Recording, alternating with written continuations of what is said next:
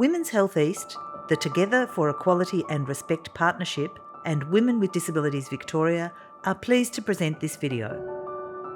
Equality is taking action to prevent violence against women with disabilities.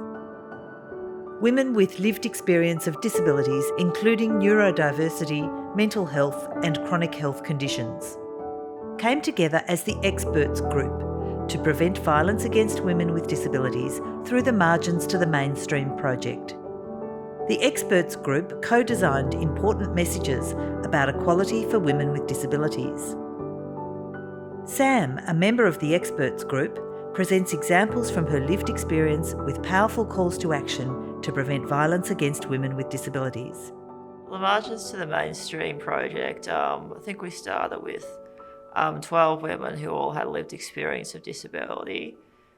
We started with several months of training and skill building around preventing violence against women with disability. We had a 16-day campaign project where we developed 16 messages women with lived experience of disability want as part of equality. There's higher expectations of autistic women to be able to follow all the social rules and be sociable a lot more than there is of autistic men. Masking is essentially having to hide your identity and have a non-autistic identity in its place. And that's quite, it's very difficult to maintain. Masking has actually been associated as a common factor in autistic suicide. Having a disability, it's considered like a vulnerability. And there's also this idea that the only reason someone would be interested in an autistic woman is for a predatory reason too, as though there is no other reason someone would be interested in someone. It's very kind of disempowering. Being told actually that I shouldn't date at all because I would just attract an abuser. People can be overprotective and feel like I'm too vulnerable to be able to take any risks at all. Yeah, I think it's actually very empowering to be able to make decisions for myself and to be able to take risks, even if things don't work out.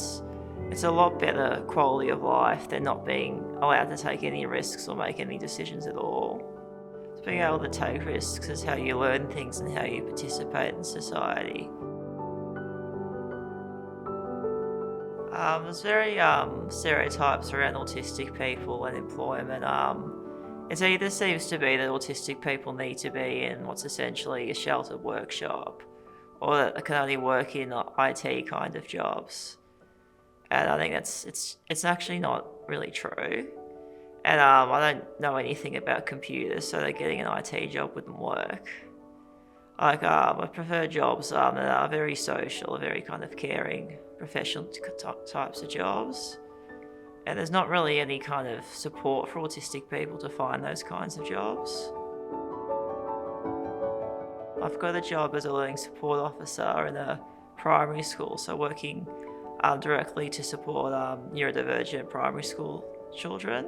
So that's a very social job. I've also got a job facilitating NDIS training for NDIS service providers, that's a very kind of high communication job because it's all public speaking.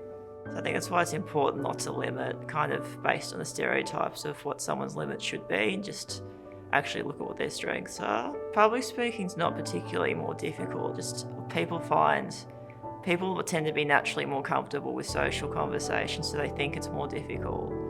But then you can have strengths in public speaking and then struggle with social conversation too. The first call to action is accept me as I am, allow me to express myself in the way that's right for me.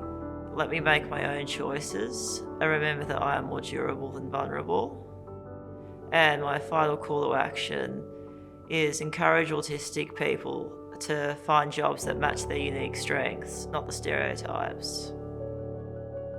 Margins to the Mainstream, Preventing Violence Against Women with Disabilities project.